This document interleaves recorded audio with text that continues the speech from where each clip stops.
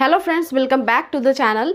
कई बार ऐसा होता है कि महिलाओं की इम्प्लांटेशन अगर वो गर्भधारण करना चाहती हैं तो वो सक्सेस हो जाती है। और इम्प्लांटेशन कब होती है? तो जब आपका ओवुलेशन होता है जस्ट उसके 3 से 4 दिन बाद। आपको ओवुलेशन 14वें दिन से कभी भी स्टार्ट हो सकते हैं। किन्हीं महिलाओं को 14वें, 15वें, 16वें या 17वें दिन ऐसे ओवुलेशन होते हैं, क्योंकि महिलाओं के पीरियड आगे पीछे होती रहती है और सबके पीरियड्स अलग अलग होती है। तो एक अंदाजन कि आपका पीरियड साइकिल जो भी हो उसके अकॉर्डिंग 14वें दिन या 13वें दिन के बाद से आपकी ओवुलेशन कभी भी हो सकती है। और जब भी जिस समय भी ओवुलेशन होगी उसके अगले कुछ ही दिनों बाद, 2-3 दिनों बाद ही इम्प्लांटेशन की जर्नी आपकी शुरू हो जाती है। और इम्प्लांटेशन का जो सबसे फर्स्ट स्टेज होता है उसी को हम प्रेगनेंसी कहते हैं। प्रेगनेंसी इम्प्लांटेशन से ही शुरू हो जाती है। तो इस इम्प्लांटेशन के फेज में आपको कौन कौन सी मिस्टेक्स नहीं करनी है जिसके कारण आपकी जो गर्भवती होने की संभावना है वो पूरी अच्छी तरह से पूरी हो जाए, ये आपके लिए बहुत ज़्यादा ज़रूरी है जानना।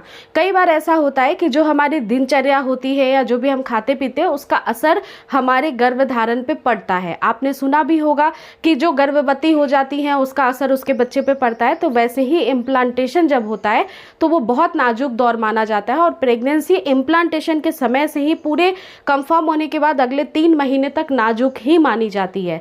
इसमें गर्भ गिरने का भी बहुत ज़्यादा चांस रहता है, मिसकैरेज का चांस होता है। इस वजह से आपका इम्प्लांटेशन खराब ना हो इसके लिए कुछ ज़रूरी चीज़ें समझना बहुत इम्पॉर्टेंट है।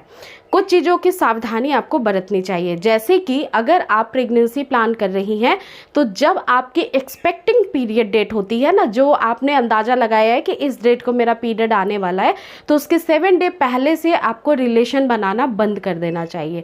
ऐसा इसलिए कि अगर बाय द वे इस मंथ आपको प्रेगनेंसी रुकने वाली है, इम्प्लांटेशन आपका हुआ है, तो फिर क्या होगा, रिलेशन बनाने से वो खराब हो सकता है। इस कारण से रिलेशनशिप आप एक्सपेक्टिंग पीरियड डेट के 5 to 6 डेज पहले से, 1 वीक पहले से बंद कर दीजिए। दूसरी बात का ध्यान रखिए कि कोल्ड फिट कोल्ड यूट्रस को काफ़ी ज़्यादा कनेक्ट करता है। अगर यूट्रस का टेम्परेचर बहुत ज़्यादा ठंडा हो जाएगा तो फिर इम्प्लांटेशन ठीक से नहीं होती है।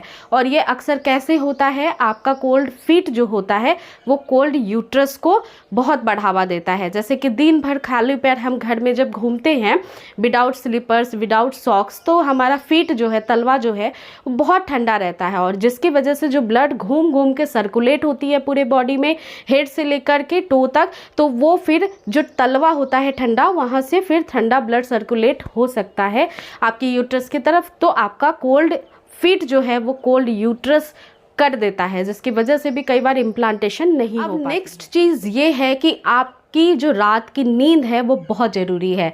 रात में अगर आप बहुत देर तक जगी रहती हैं या मोबाइल का यूज़ करती हैं, किसी भी रीज़न से आपके सोने की और उठने की जो समय है वो बिल्कुल डिस्टर्ब्ड है, तो फिर आपके हार्मोन डिस्टर्ब्ड हो जाएंगे। और जैसे ही हार्मोन डिस्टर्ब्ड होंगे, सबसे पहली जो आपकी प्रॉब्लम स्टार्ट होगी वो पीसीओडी पीसीओएस की होगी, यानी आपके पीरियड्स अनियमित होना शुरू हो जाएंगे। इसके लिए रात में 8 घंटे सोना बहुत ज़्यादा ज़रूरी है। तो आपको कोशिश करना है कि 9 बजे के बाद आपको सोने के लिए बेड पे चले जाना है। और 10 जो बज जाते हैं वो इनफ है। 10 बजे के बाद तो आपको नहीं जगना चाहिए, क्योंकि प्रॉपर अगर आप नींद लेती हैं 8 घंटे की तो 10 बजे के बाद अर्ली इन द मॉर्निंग 6 बजे तक आपकी नींद कंप्लीट हो जाएगी। इस वजह से ध्यान रखिए कि आपको 10 बजे तक रात में सोना ही सोना है। इसके अलावा नेक्स्ट टिप है कि ओवर स्ट्रेस, ओवर थिंकिंग से बचना है। बहुत ज़्यादा टेंशन लेंगी, आप प्रेगनेंसी के बारे में ही सोच रही हैं तो भी प्रेगनेंसी नहीं रुकेगी। हमारी बॉडी की एक प्रिंसिपल है, मैकेनिज्म है कि जो बहुत ज़्यादा प्रेशर हम अपने ब्रेन पे देते हैं, माइंड पे देते हैं, तो वो कई सारे हमारे बॉडी के फंक्शन को डिस्टर्ब कर देता है और सबसे पहले हार्मोन्स को खराब करता है। तो फीमेल में प्रेगनेंसी रुकने के लिए हार्मोन्स का रेगुलर होना, हार्मोन बैलेंस्ड में होना बहुत इंपॉर्टेंट होता है। इस वजह से ओवर थिंकिंग, ओवर स्ट्रेस से बच के रहना है। आपको कोशिश करना है कि स्ट्रेस बढ़ाने वाली कोई भी बात बार बार नहीं सोचनी है। इसके अलावा खाने पीने की चीज़ों में कुछ चीज़ों का ध्यान रखना है। उबले हुए अंडे जो होते हैं वो गर्म तासीर के होते हैं। बेनिफिट तो बहुत होता है, क्योंकि इसमें 300 ग्राम फैट होता है, 300 ग्राम प्रोटीन होता है, जो कि हमारे मसल्स बिल्डअप के लिए बहुत ज़्यादा स्ट्रॉन्ग बनाने के लिए इम्पॉर्टेंट है। लेकिन फिर भी ये गर्म तासीर का होने की वजह से दिन भर में 1 उबले अंडे आपके लिए काफ़ी होंगे, तो इससे ज़्यादा आपको नहीं लेना चाहिए।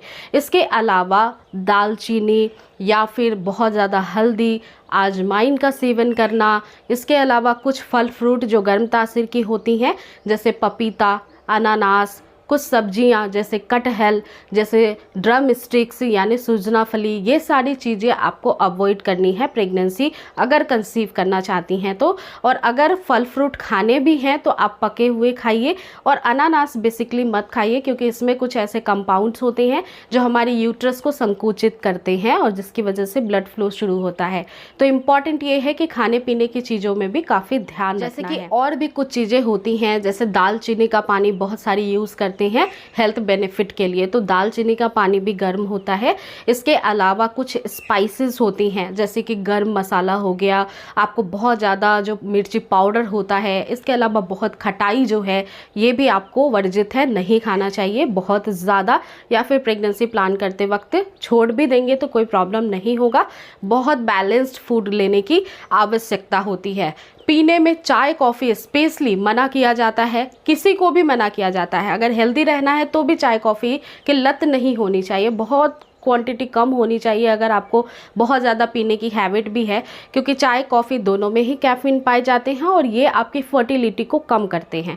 यानी अगर आप पहले से ही प्रॉब्लम फेस कर रही हैं कि प्रेगनेंसी कंसीव होने में दिक्कत हो रही है, तो ये चीज़ें लेने से ना और दिक्कत बढ़ जाती है। और एडवांस ट्रीटमेंट में भी जैसे IUI IVF आप कराती हैं तो उसमें भी रिकमेंडेड होता है कि ये सारी चीज़ें आपको कम लेनी है। तो इम्पॉर्टेंट ये है कि इन हैबिट्स को जो है ना बैलेंस्ड करना है, प्रेगनेंसी बहुत आसानी से रुकेगी, क्योंकि बॉडी हेल्दी हो जाएगी ना, और हेल्दी बॉडी में प्रेगनेंसी रुकना बहुत आसान होता है।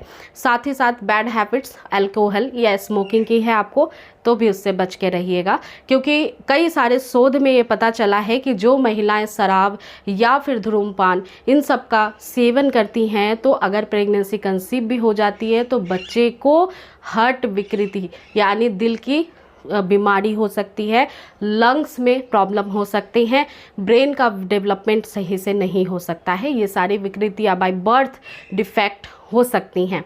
तो आई रियली होप कि ये सारे टिप्स आपके लिए काफ़ी हेल्पफुल होंगे फ्रेंड्स, आपको बहुत जल्दी प्रेगनेंसी कंसीव कराने में हेल्प करेंगे। और फ्रेंड्स, आपने अब तक चैनल सब्सक्राइब नहीं किया तो मेक श्योर कर लीजिए। वीडियो पसंद आई है तो लाइक करना बिल्कुल भी ना भूलें। मिलती हूँ फिर नेक्स्ट वीडियो के साथ। Thank you.